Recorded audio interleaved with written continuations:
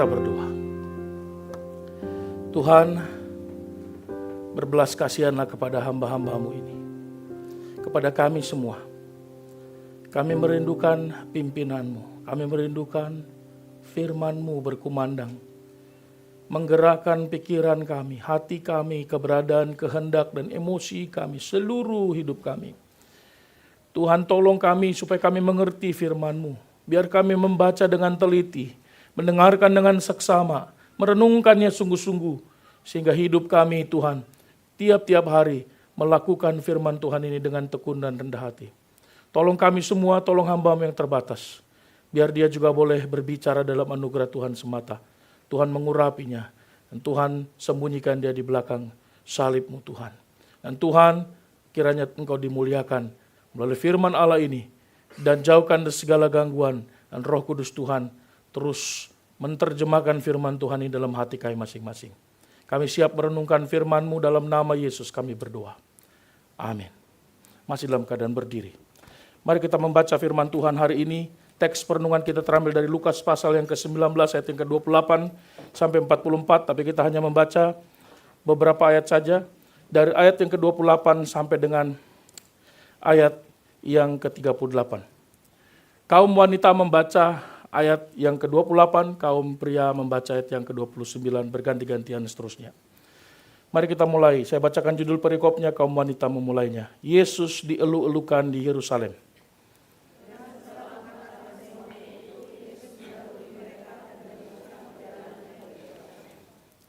Ketika ia telah dekat Betfage dan Betania yang terletak di gunung yang bernama Bukit Zaitun, Yesus menyuruh 2 orang muridnya.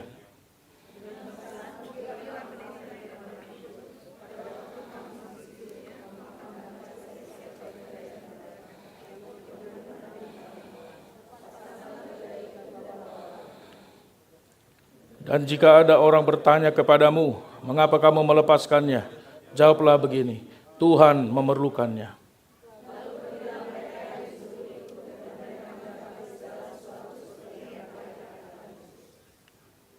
Ketika mereka melepaskan keledai itu, berkatalah orang yang punya keledai itu, mengapa kamu melepaskan keledai itu?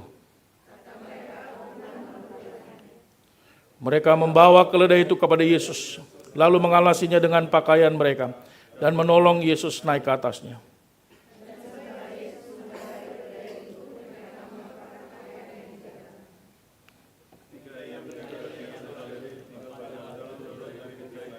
Mulailah semua murid yang mengiringi dia bergembira dan memuji Allah dengan suara nyaring, oleh karena segala mujizat yang telah mereka lihat sama-sama.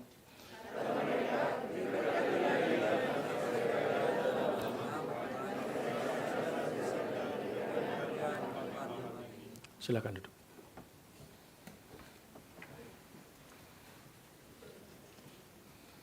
Shalom. Selamat hari Minggu untuk kita semua. Saya melihat wajah-wajah sukacita hari ini. Amin. Puji Tuhan.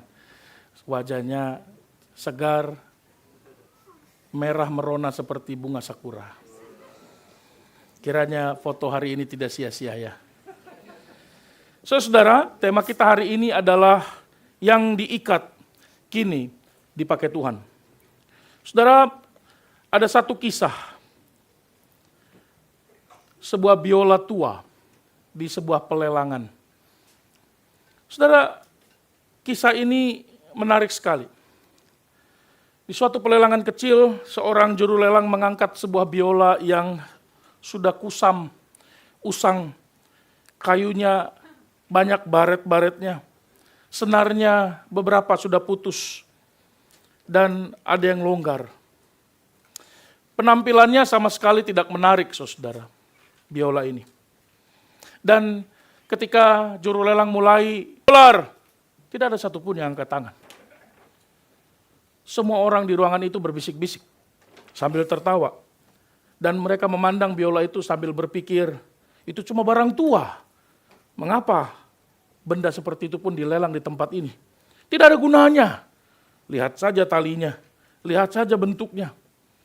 Saudara, tiba-tiba ada seorang laki-laki tua di belakang juru lelang itu datang dengan tergopoh-gopoh meminta izin kepada juru lelang untuk memegang biola itu. Seorang tua itu kemudian mengambilnya dengan lembut, dia mengusapnya, dia mulai mengencangkan senarnya. Dia mulai membersihkan debunya. Dan dia mulai meletakkannya di bahunya. Dan dia mulai memainkan nada melodi yang begitu indah sekali. Satu persatu orang yang tadinya tidak memperhatikan mulai melihat. Bahkan ada yang meneteskan air mata. Setelah dia memainkan beberapa bar lagu itu, dia selesai dan menaruh kembali biolanya. Dan juru lelang tiba-tiba memecah keheningan. Siapa yang mau mengambil biola ini? Dan tiba-tiba banyak tangan naik. $10, $100, $200, $300, $1.000, terus tidak berhenti. Saudara, ada orang yang bertanya, kok bisa beda? Tadi nggak ada yang mau, kenapa sekarang ada yang mau? Saudara, jawabannya sederhana. Karena ada sentuhan sang maestro yang memainkan biola yang kusam itu. Kadang hidup kita seperti biola yang tua, yang banyak rusaknya, berdebu, tidak enak dipandang. Terlalu banyak kenangan masa lalu yang penuh dengan sakit, kegagalan, diremehkan orang, seperti biola itu. Tapi ketika sesuatu yang tampak biasa, kecil, sederhana, tidak berharga dan tidak bernilai itu berada di tangan sang maestro itu, semuanya berubah. Saudara, kabar baik hari ini. Dalam Alkitab yang kita baca teksnya baru saja, Tuhan masih melakukan hal yang sama seperti sang maestro musik itu. Sang maestro yang agung itu masih mengerjakan hal yang sama sampai hari ini. Dan kita berjumpa dengan satu peristiwa yang sangat penting, saudara. Dalam perjalanan Tuhan Yesus menuju jalan salib. Dia masuk ke Yerusalem dengan seekor keledai. Ini bukan bicara hanya tentang perjalanan memasuki sebuah kota yang penuh dengan simbol-simbol religius, saudara. Kita melihat bagaimana raja yang datang itu memakai sesuatu yang tidak dipandang, kecil, bahkan dianggap remeh untuk menggenapi rencananya yang besar itu. Saudara, kalau kita melihat latar belakang historisnya, memang peristiwa pada saat itu sesuai yang digambarkan oleh Lukas pasal 19 ayat 28 sampai 44, peristiwa di sana memang sedang berada dalam situasi menjelang perayaan Paskah. Orang-orang Yahudi mengingat peringatan itu sebagai peristiwa yang sangat menyesakkan dada. Mereka keluar dari perbudakan dan semua orang datang ke Yerusalem. Peziarah-peziarah dari berbagai daerah. Ini momen, bukan momen biasa. Peristiwa Paskah ini dipenuhi dengan ekspektasi religius. Mereka ingin mendapatkan pengalaman religius di sana. Tetapi juga ada ketegangan-ketegangan politik. Karena mereka masih berada dalam penjajahan. Jadi bayangkan mereka merayakan pembebasan dari perbudakan di Mesir. Berharap setiap tahun mereka merayakan tahun inilah tahun pembebasan itu. Seperti kita dibebaskan oleh Allah dari Mesir. Tahun ini akan ada Mesias masuk ke Yerusalem dengan kekuatannya, dengan kemampuannya membebaskan kita dari Romawi. Saudara-saudara, tapi menariknya Yesus datang tidak dengan kuda perang. Dia datang ke Yerusalem bukan dengan kereta kerajaan. Dia masuk ke Yerusalem bukan dengan pasukan bersenjata. Dia datang dengan seekor keledai muda yang tidak pernah ditunggangi sebelumnya. Quote and quote, liar.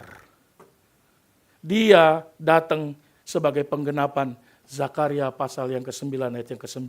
Saudara. Dia tidak datang naik black stallion.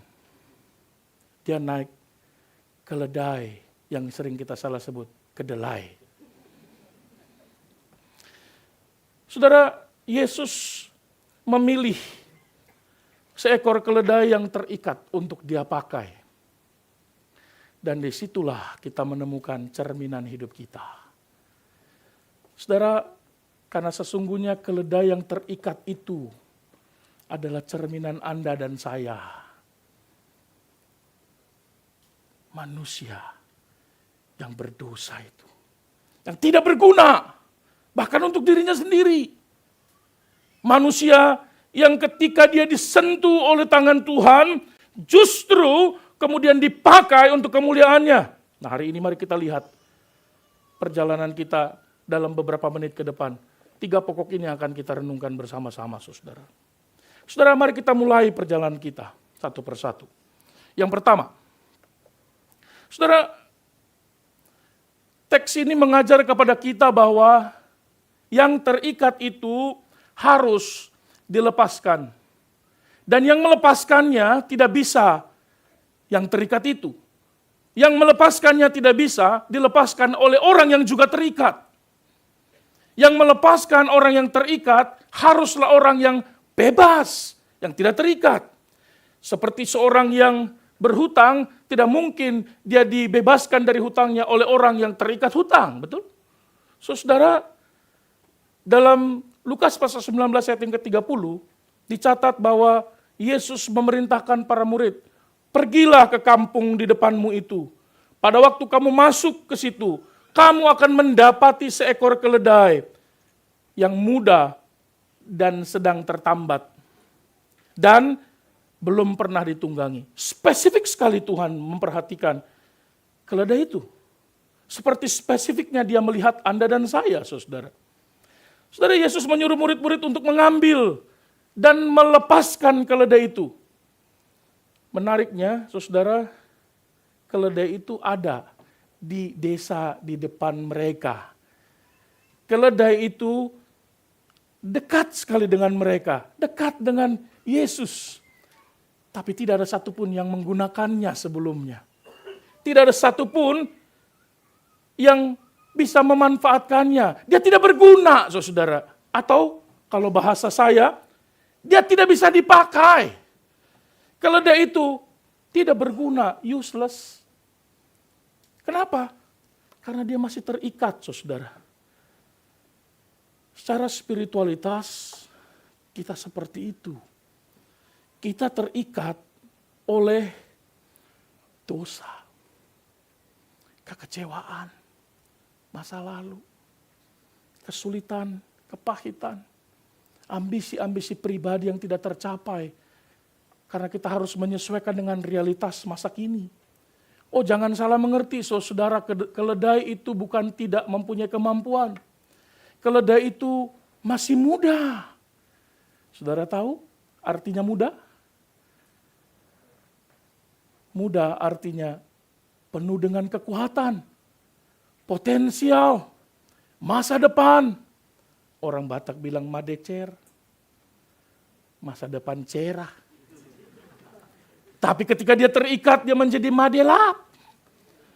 Masa depan gelap. Saudara, bukan karena keledai itu tidak mampu berjalan atau tidak berguna, tapi karena dia terikat. Ini persoalannya. Bukan juga keledai itu tidak bernilai. Saudara, inilah gambaran manusia tanpa Kristus secara lahiriah, saudara. Bisa jadi kita aktif sekali, bahkan hiperaktif, kesana kemari. Di setiap perkumpulan dia ada di sana. Setiap ada foto, ada di situ dia. Ada PA, ada dia. Ini namanya omnipresent. Setara dengan Allah lah kira-kira gitu. Di mana-mana ada dia. Kalau perkumpulan kami sebut orang halus. Tiba-tiba ada, tiba-tiba tiada. Mungkin kita ini religius. Kita pinter. Reputasi kita baik. Tapi secara rohani, saudara. Kalau ia tanpa Kristus, ia terikat. Dia terikat oleh keberdosaannya, kemanusiaannya, kedagingannya. Dia terikat oleh dosa. Dia terikat oleh rasa bersalah, bad habit. Dia terikat oleh kepahitan, kekecewaan, hawa nafsu, kecanduan, cinta dunia, ego, ketakutan. Bahkan terikat dengan kesombongan rohani dan aktivitas-aktivitas gerejawi. Saudara, jangan heran kalau melihat banyak orang yang kelihatannya hidup, tetapi pada saat yang sama hidupnya terbelenggu. Kita mendapat pengertian yang sangat penting, saudara. Tidak semua yang bergerak itu adalah orang yang bebas.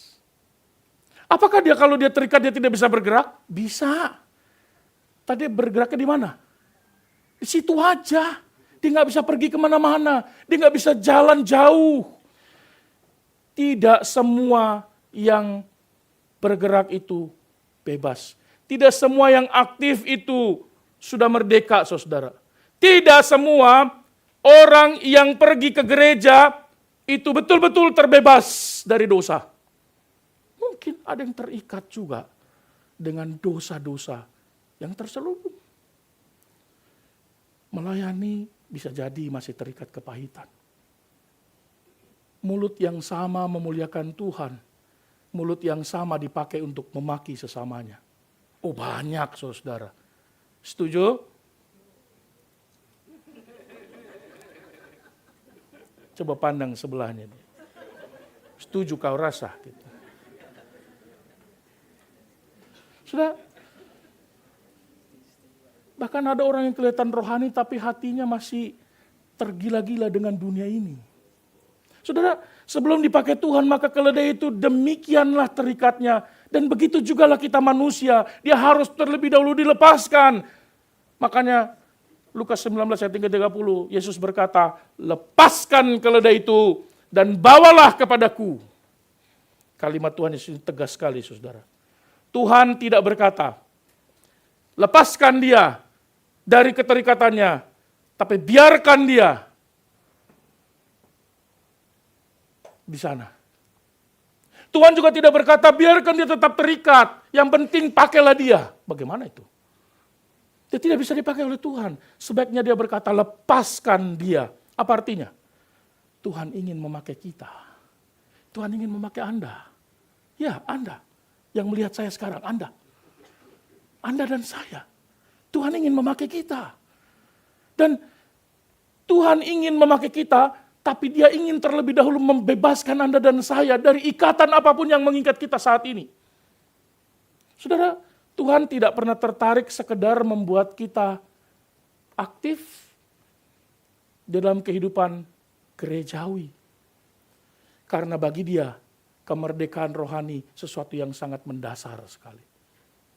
Tidak ada kemuliaan Tuhan yang bisa diberikan oleh orang yang melayani dalam keterikatan. Amin.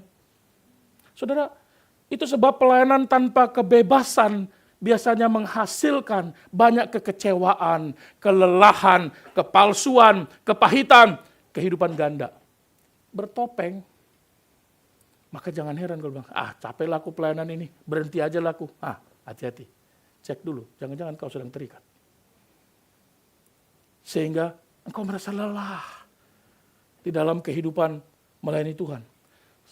Tapi sebagaimana keledai itu dipilih oleh Tuhan Yesus, demikian juga hari ini Tuhan datang bukan hanya mengagumi potensimu, mengagumi apa yang kau miliki di usia mudamu, mengagumi semua apa yang kau bisa lakukan dan raih dalam hidupmu hari ini.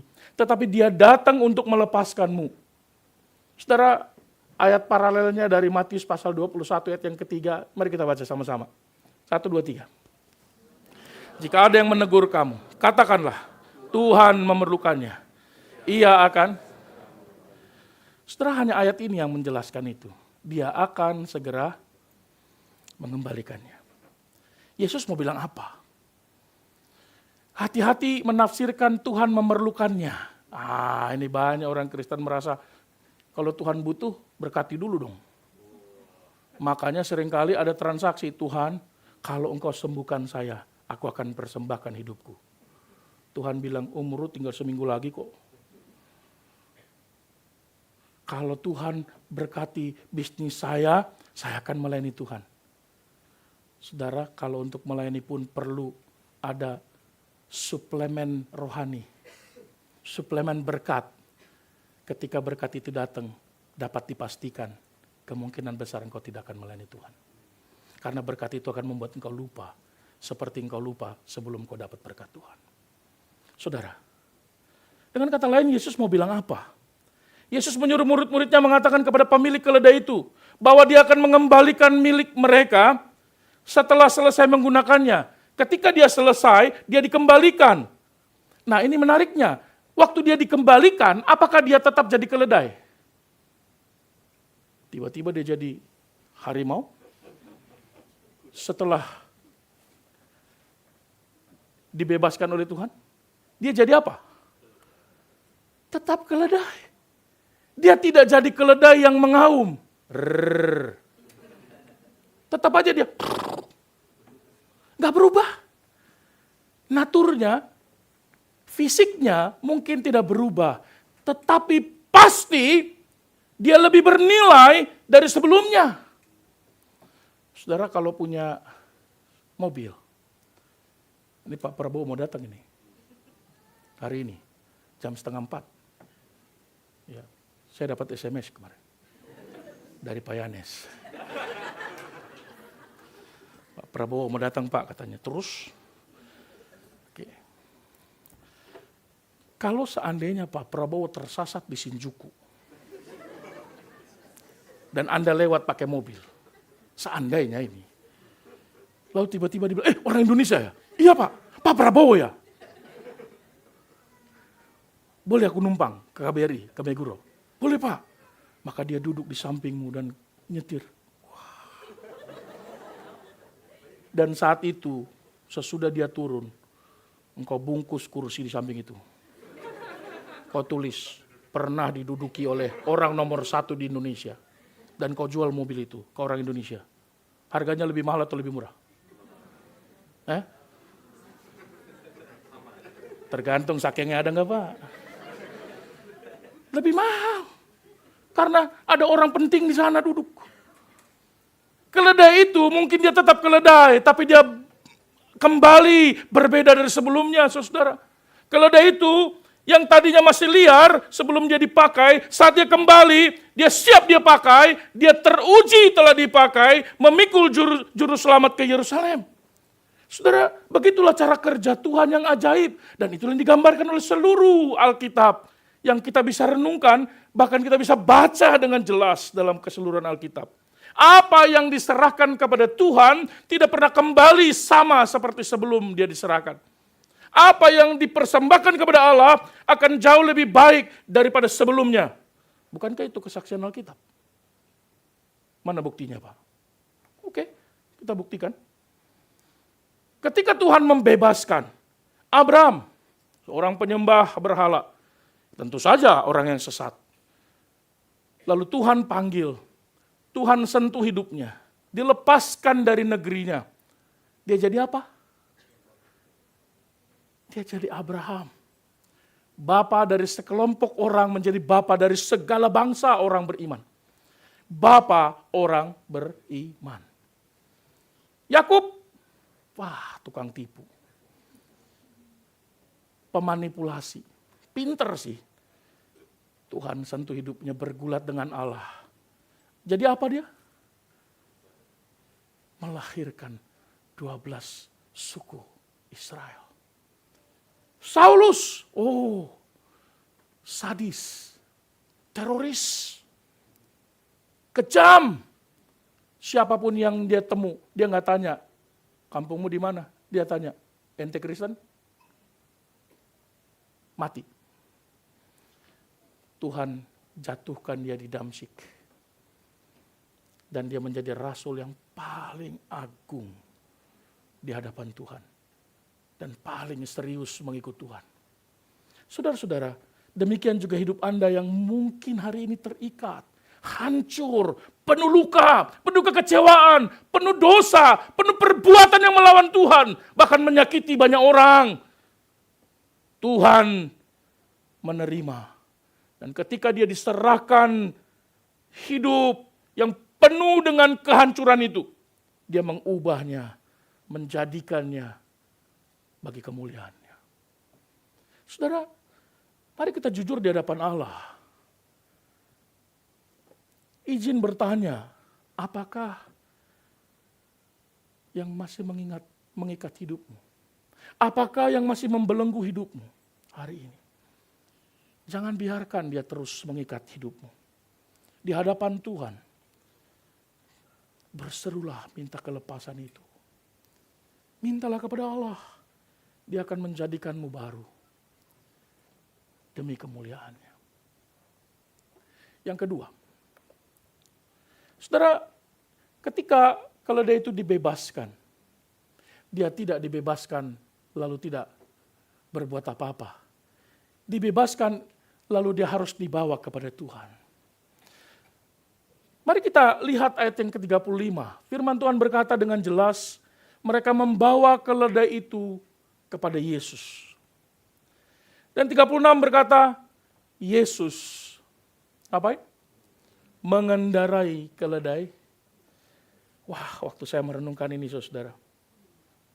Keledai yang tidak pernah, belum pernah ditunggangi sebelumnya.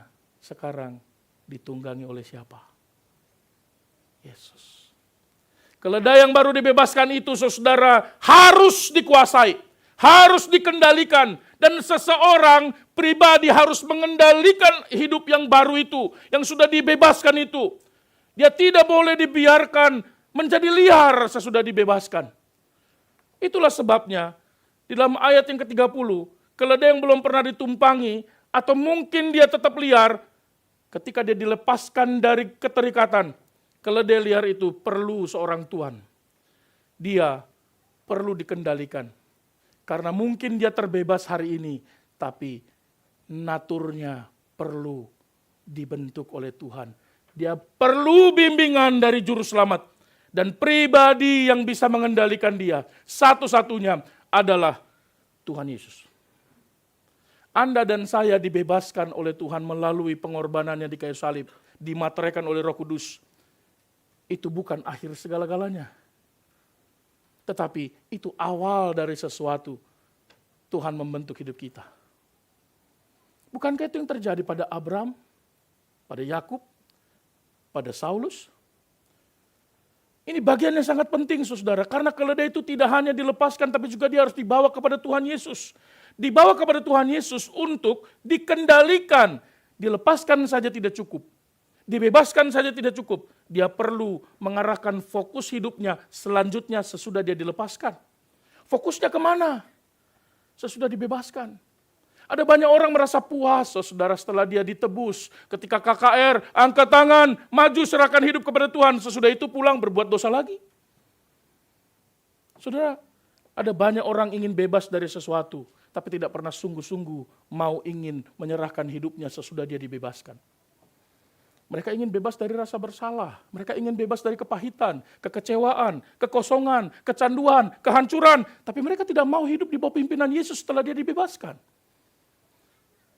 Mereka mau kelegaan, tapi tidak mau penyerahan. Ini bukan kekristenan. Saudara, jika kita perhatikan setelah keledai itu dilepaskan, murid-murid tidak membiarkannya liar. Betul? Murid-murid tidak membiarkan dia semau-maunya hidup. Setelah dilepaskan, ya udah pergi. Tidak. Saudara, inilah gambaran yang sangat jelas, saudara. Tuhan membebaskan kita bukan supaya kita hidup semau-maunya, seenak-enaknya. Yang penting gua masuk sorga, gak peduli dengan orang lain, gak peduli dengan Tuhan. Yang penting saya gak berbuat dosa, saya tidak hidup dalam perzinahan, saya tidak hidup di dalam perbuatan yang menyakiti sesama ataupun menyakiti Tuhan. Setelah banyak orang gagal dibebaskan hanya karena mereka berhenti untuk berbuat dosa, tapi tidak memulai dibimbing oleh Tuhan melalui firman-Nya. Amin.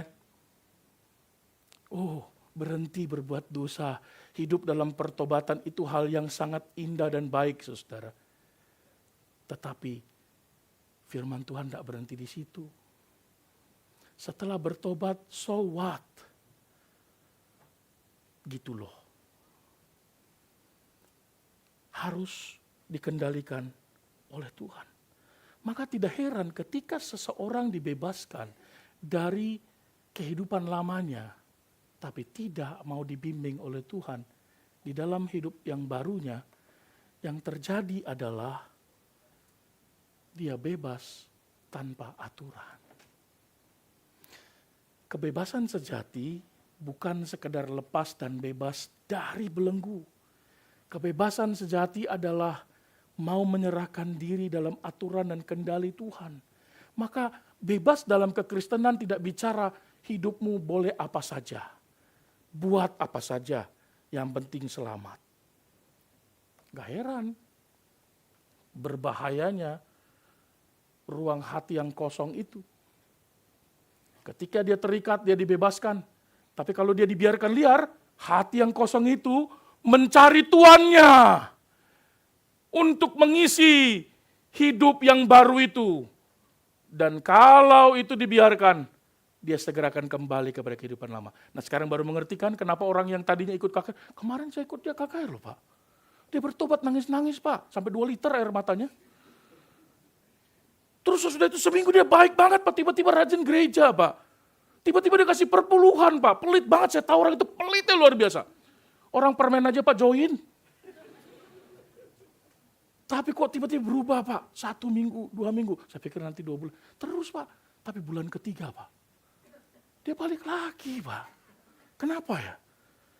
Saudara, kemerdekaan sejati bukan lepas dari ikatan saja saudara. Jangan lupa, keledai itu dipakai bukan karena dia hebat. Keledai itu dipakai karena dia bersama dengan juru selamat. Amin. Anda dan saya dipakai Tuhan bukan karena Anda hebat. Emangnya pendeta mimbar di sini dia bisa berdiri karena dia gemuk? Apa kelebihannya selain berat badannya? Kayaknya senang banget kalau dibilang saya berat. Saudara, jangan lupa. Dia hebat karena dia dikendarai oleh Yesus.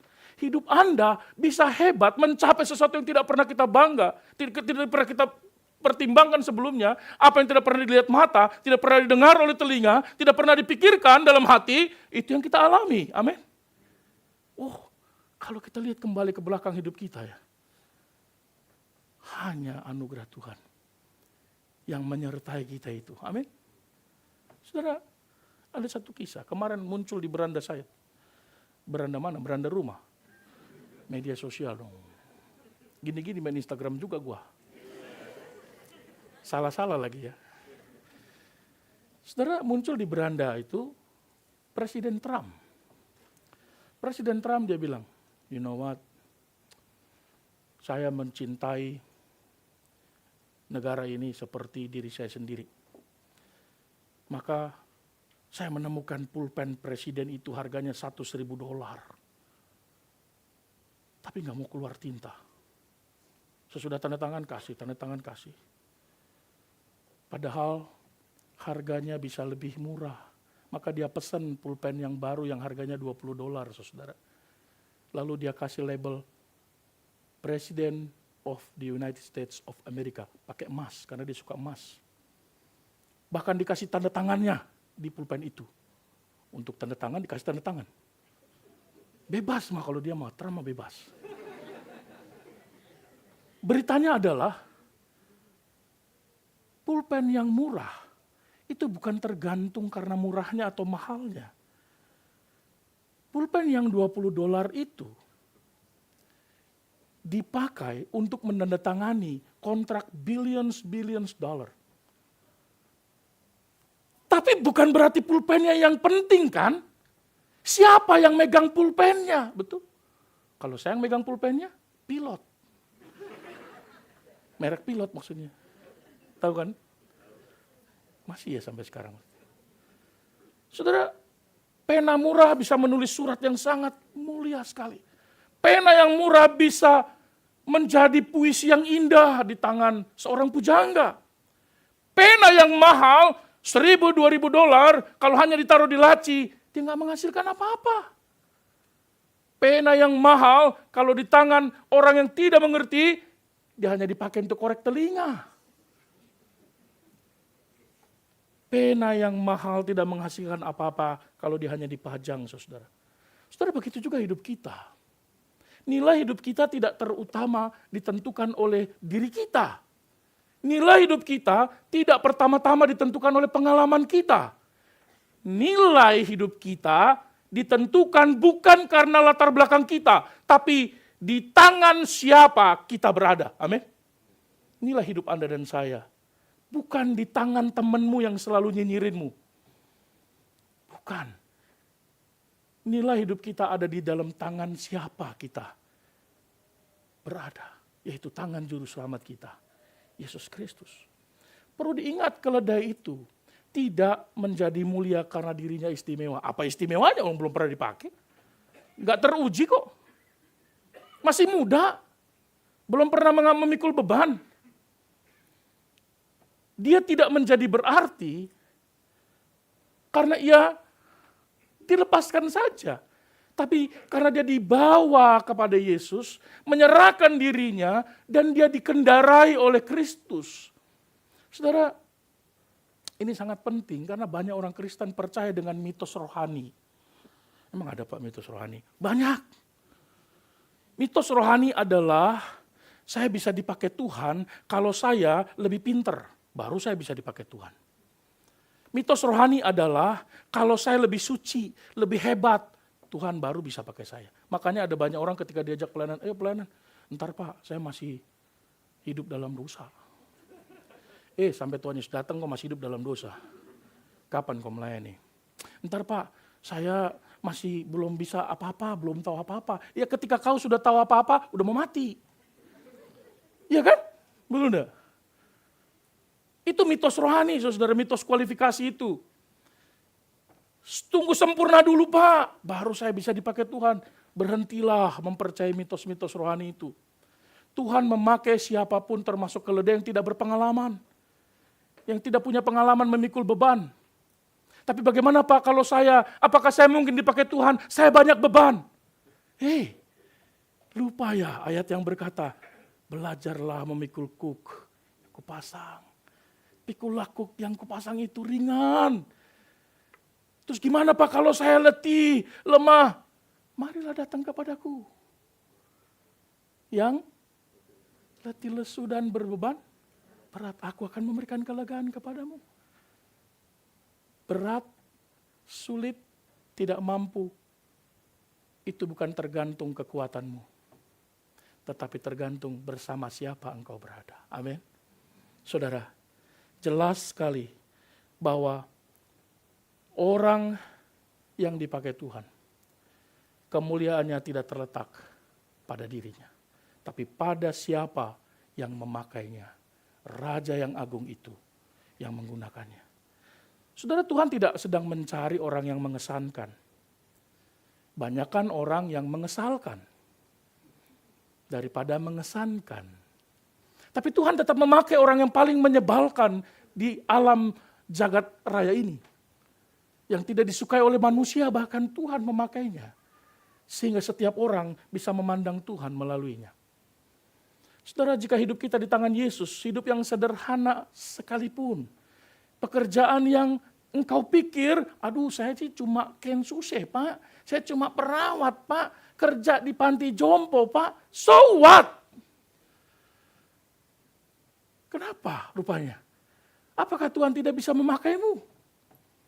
Kalau engkau ada di dalam tangan Tuhan, engkau bisa menjadi perawat yang menyentuh banyak orang, yang hidupnya mungkin sudah terminal sudah terminal penyakitnya. Engkau datang ke sana, engkau sentuh dirinya. Daijoubu, gohang tabeta. Dia menangis, dia sedih karena dia tidak pernah diperhatikan bahkan oleh anaknya. Engkau mungkin hanya memutar-mutar roti di perusahaanmu. Ngaduk-ngaduk adonan roti. Roti yang kita makan di kombini itu. Apalah hebatnya Pak? Oh no. Ketika engkau mencurahkan seluruh cintamu mengaduk roti itu. Karena engkau sadar betul bahwa roti ini akan sampai ke Family Mart di Hanzomon.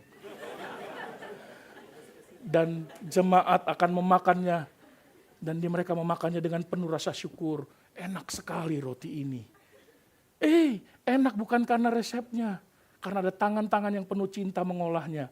Tangan yang mengasihi Tuhan, yang membuatnya dengan penuh cinta kasih. Coba kalau tangan yang mengolahnya itu penuh dengan kemarahan. Gak enak roti itu. Anda pun gak suka beli. Saudara, jangan remehkan posisimu. Izin saya bertanya, sudahkah Anda benar-benar diserahkan kepada Yesus? Sudahkah hidupmu di bawah kendali Kristus sepenuhnya?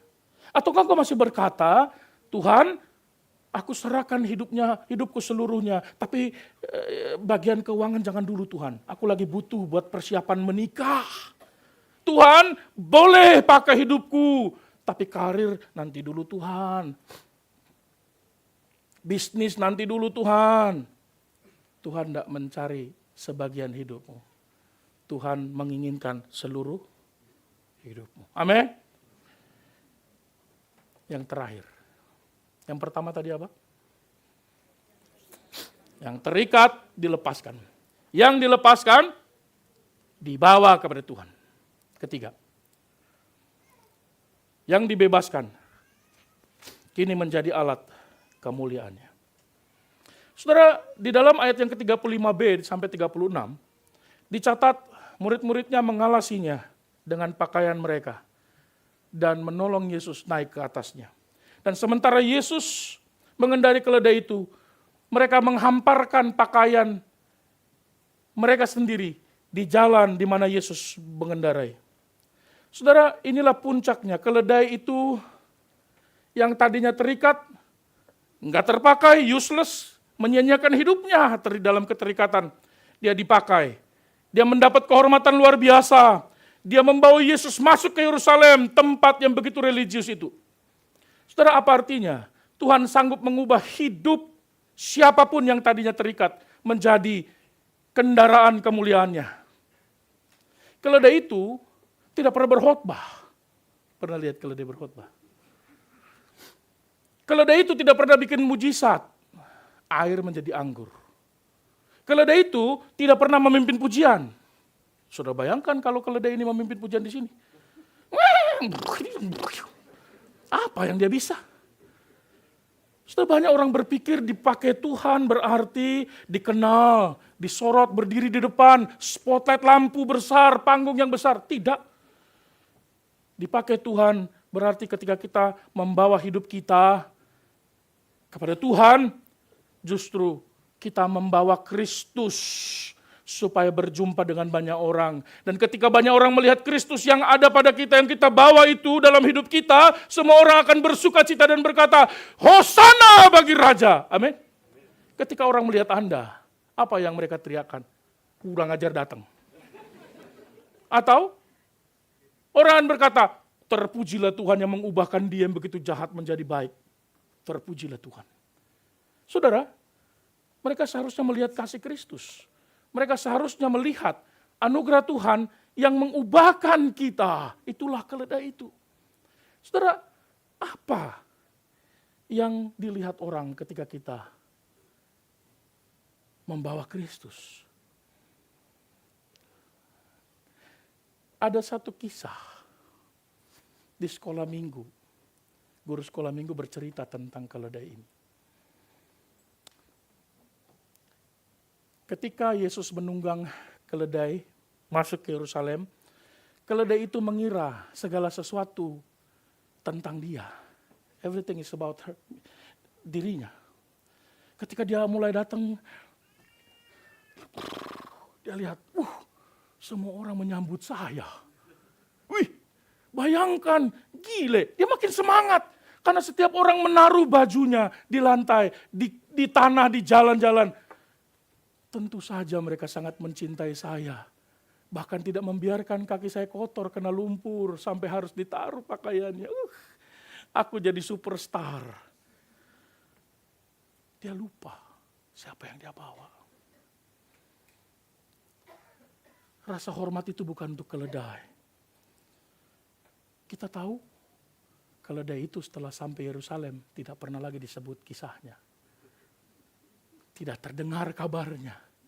Karena memang segala sesuatu bukan tentang dia. tentang siapa yang ada di punggungnya. Kita boleh mengira, kalau engkau berhasil dalam pelayanan, itu tentangmu? Enggak. Siapa lu? Yang penting adalah Tuhan. Semua kita tergantikan di pelayanan ini. Betul? Jangan berpikir kalau nggak ada saya, nggak jalan tuh pelayanannya. Ih, percaya diri kali kau. Biarin, saya mau keluar aja. Saya nggak ada di sini. Susah mereka. Hei, ini gereja Tuhan. Bukan gerejamu. Siapapun tergantikan, kita cuma pion yang dipakai. Ketika pion itu tidak ada, dia akan datang pion yang lain Tuhan bawa. Hai keledai, jangan merasa dirimu tinggi. Betul, dia boleh menikmati sorak-sorai sukacitanya, tapi dia tidak boleh mengambil glorinya. Kemuliaannya harus bagi Tuhan, tapi sukacita orang yang memuliakan Tuhan boleh kau nikmati. Itu namanya sukacita melayani Tuhan. Betapa senangnya melihat banyak orang berlomba-lomba datang kepada Tuhan. Berseru, hosana bagi anak raja. Sukacita bukan? Tapi jangan kau ambil kemuliaannya. Karena glory itu punya dia. Soli Deo Gloria. Saudara, saat Yesus masuk Yerusalem, mereka memuji Tuhan, bukan memuji keledai. Demikianlah seharusnya kehidupan seorang yang percaya, bukan? Bukan hanya membawa Kristus yang bisa dilihat oleh banyak orang, tapi juga dia membawa dirinya dan dia berkata, to God to be glory. Saudara, pelayan sejati bukan membuat nama kita makin terkenal. Pelayanan yang sejati membuat Yesus makin banyak terlihat. Makanya kalau dalam pelayanan disebut dia adalah liturgeo. Tahu liturgeo siapa? Liturgeo adalah pekerjaannya. Pelakunya siapa? Liturgos. Liturgos tugasnya apa? Pointing God for others. Menunjukkan sana Tuhan, ayo sembah. Makanya liturgos kan, mari kita menyembah Tuhan. Yang dilihat bukan liturgosnya atau liturgeonya, tetapi Tuhan.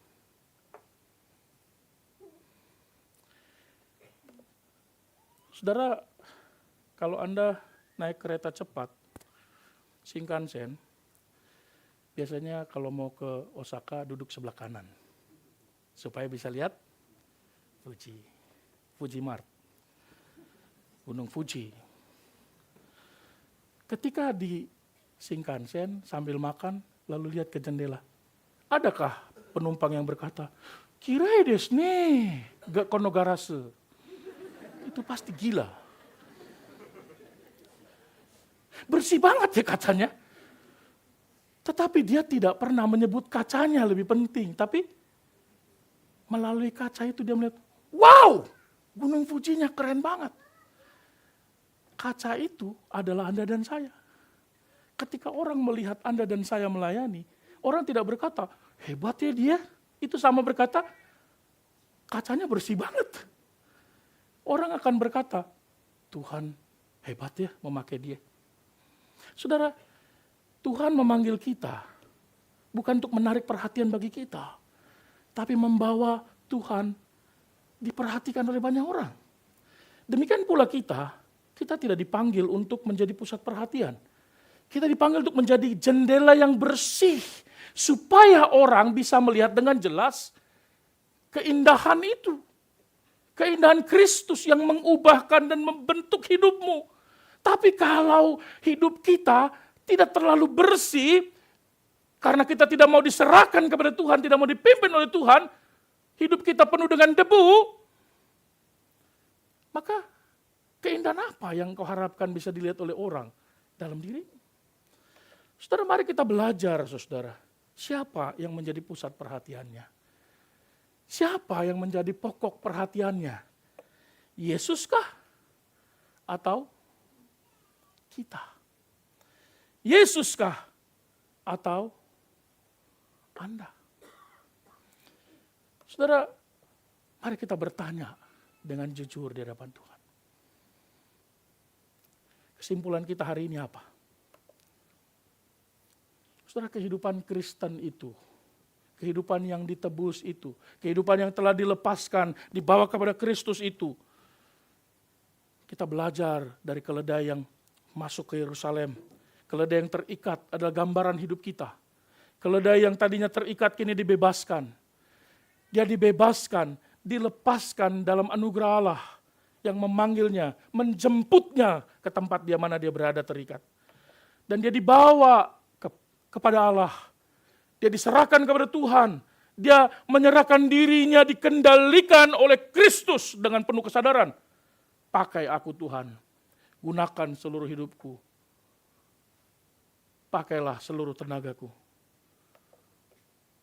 Dan Tuhan memakainya untuk kemuliaan namanya. Saudaraku, Tuhan tidak mencari hidup yang sempurna. Sekali lagi, Tuhan tidak mencari hidup yang sempurna karena tidak akan kita temui hidup yang sempurna. Tapi Tuhan memakai hidup yang penuh dengan kerendahan hati, menyadari kondisi diri dan menyerahkan hidupnya kepada Allah dan bersedia untuk dipakai oleh Tuhan. Mari kita bertanya dengan jujur kepada Tuhan.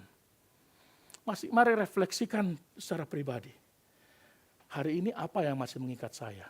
Jangan biarkan firman Tuhan ini berlalu sia-sia, hanya menambah pengetahuan tapi tidak pernah mengubah kita. Jangan hanya menambah informasi tapi tidak pernah mentransformasi hidup kita. Mari bertanya, apakah saya sungguh-sungguh sudah diserahkan kepada Tuhan atau saya masih pegang kendali? Saya mau mengikut Tuhan, apakah saya sungguh-sungguh membiarkan dia jadi supirnya di mobil itu? Oh, ada banyak orang menjadikan Yesus itu duduk di sebelahnya. Yang paling buruk duduk di belakang, yang lebih buruk duduk di bagasi. Tapi ada yang lebih baik, siapa? Yang memberikan kendali mobilnya. Tapi itu kurang baik. Karena ada banyak orang memberikan kendalinya kepada Yesus. Dia duduk di sebelahnya dan berkata, jangan belok sana, belok sini. Yesus memang memegang kendali, tapi dia yang menentukan arahnya. Apa bedanya? Tapi ada orang yang duduk di belakang dan berkata, kemanapun kau bawa, aku ikut. Dimanapun kau tuntun, aku serta. Apapun yang kau minta, aku beri. Amin. Saudara-saudara, apakah hidup saya sedang membawa orang lain melihat Yesus atau melihat diri kita? Kita mencari ketenaran pribadi kah? Apakah kita dipakai Tuhan? Dan area mana yang kita izinkan Tuhan, engkau dilihat oleh manusia sesamaku. Kalau begitu, mari kita mengerjakan 3 langkah praktis dalam masa Lent ini. Yang pertama, mari kita belajar jujur di hadapan Tuhan. Pulang dari sini, identifikasi area mana yang masih terikat. Dosa apa, luka apa, kebiasaan apa, ketakutan apa yang masih menambat hidupmu yang membuat engkau tidak bisa lepas. Berdoa kepada Tuhan, lepaskan aku dari belenggu yang mematikan ini. Kedua, setelah merenungkan firman Tuhan ini, serahkan kuncinya, kendalinya, lepaskan hakmu sepenuhnya dan berkata kepada Tuhan, Tuhan, I'm fully yours. Aku sepenuhnya milikmu, kendalikanlah. Duduklah di tahta itu, dalam hatiku itu. Bawalah aku kemana kau mau. Dan yang terakhir, mari 1 minggu ini lakukan satu tindakan. Satu tindakan yang kau serahkan kepada Tuhan. Jadilah pembawa berita sukacita, membawa kemuliaan Tuhan melalui tindakan yang nyata. Mengampuni orang yang mengecewakanmu, mengasihi mereka, mendoakan mereka, menolong orang-orang yang berkesusahan, bahkan memberi kesaksian, mengundang orang untuk datang kepada Tuhan, bawa mereka untuk datang di masa Paskah ini, untuk mengingat dan melihat kebaikan Tuhan. Dan berdoa, Tuhan, pakailah hidupku yang sederhana ini bagi sesama dan bagi dunia. Amin. Mari kita bangkit berdiri.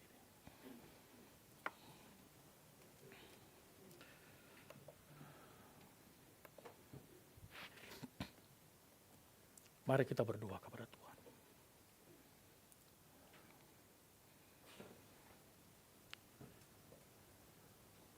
Firman-Mu sudah berkumandang, ya Tuhan. Hamba-Mu terbatas, bahkan dalam menyampaikan. Kata-kata manusia tidak mampu menggambarkan kemuliaan Allah. Kata-kata manusia tidak bisa memenuhi seluruh kebenaran Tuhan. Dan biarlah Roh Kudus sendiri menggenapinya, mencukupkannya, memberkatinya dalam hati kami.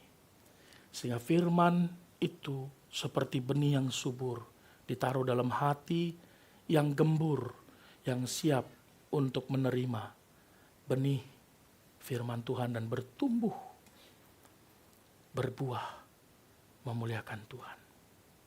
Pakailah hidup kami, gunakanlah sepenuhnya untukmu, milikmu, bagi kemuliaan-Mu ya Tuhan. Kalau Engkau bisa memakai seekor keledai, Engkau pasti bisa memakai kami. Engkau bisa mengubahkan kami. Engkau bahkan berkenan menggunakan kami sebagai anak-anak-Mu di tempat ini. Ya Tuhan, tolonglah kami, supaya kami boleh sungguh mengasihi-Mu, terbebas dari segala belenggu dosa. Dengarlah permohonan kami, berbelas kasihanlah kepada semua jemaat-Mu yang mengalami kelemahan tubuh. Pimpinlah yang tengah bergumul. Kuatkanlah yang tengah mengalami kesulitan, yang mungkin bahkan tidak mampu untuk bersuara dan men-sharingkan pergumulannya. Teguhkanlah yang mendapatkan banyak tekanan dalam segala situasi. Dan hiburkanlah yang tengah berduka dalam keadaan apapun. Kami berdoa memohon kepadamu untuk pemulihan bagi Ibu Ellen dan Pak Sakurai. Belas kasihan Tuhan memberi kemampuan baginya, berkasih karunia di dalam kehidupannya, memberi kekuatan sampai Tuhan memulihkan nanti. Tuhan memberikan kemampuan untuk Ibu Katarina, Ibu Natasha, Ibu Dewi, Ibu Veronica, Ibu Kristi Marbun yang tengah mengandung saat ini. Bersukacita karena Tuhan mengaruniakan dan bersyukur karena Tuhan memberikan pemeliharaan dan memohon untuk kiranya Tuhan memberikan pertolongan kesehatan sampai proses persalinan.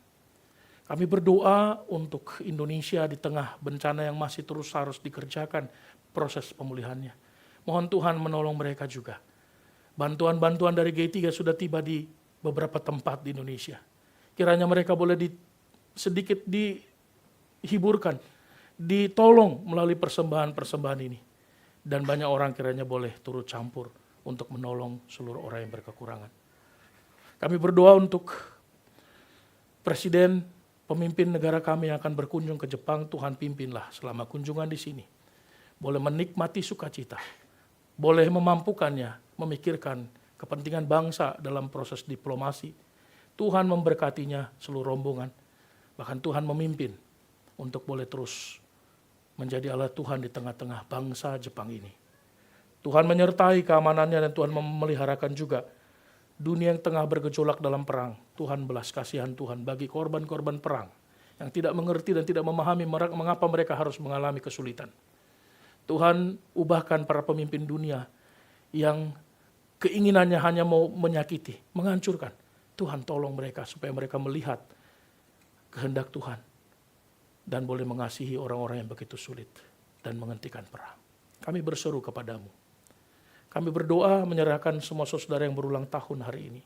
Saudari Renita, Saudari Ekaristi, Saudari Sarmaisa, Saudara Ricardi, Saudara Alman Nenggolan, Saudari Putri Anjatsari, Saudari Keica Isaurad Siahaan, Saudari Eva Harimisa, Saudara Langkas Sianturi, Bapak Nyoman Sundra, Saudara Dedi Setiawan, Saudara Yehuda, Saudara Henry Sinaga, semua jemaat yang berulang tahun yang mungkin luput dari perhatian kami, mohon Tuhan menolong mereka.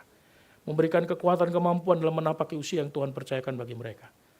Dan Tuhan memberkati semua teman-teman yang telah menyelesaikan studinya dan akan melanjutkan pekerjaan maupun akan melanjutkan studi lebih lanjut. Dan bahkan yang kembali ke Indonesia, Tuhan berkati mereka. Biar boleh melanjutkan perjalanan kehidupannya, diutus ke tempat di mana Tuhan membawanya menjadi alat Tuhan. Terima kasih Tuhan, kami mau berdoa sebagaimana Engkau mengajarkan kami berdoa. Bapa kami yang di sorga, dikuduskanlah nama-Mu, datanglah kerajaan-Mu, jadilah kehendak-Mu di bumi seperti di sorga. Berikanlah kami pada hari ini makanan kami yang secukupnya. Ampunkan kesalahan kami. Dan jangan membawa kami ke dalam pencobaan, tapi lepaskanlah kami dari penjahat. Karena Kau yang punya kerajaan dan kuasa dan kemuliaan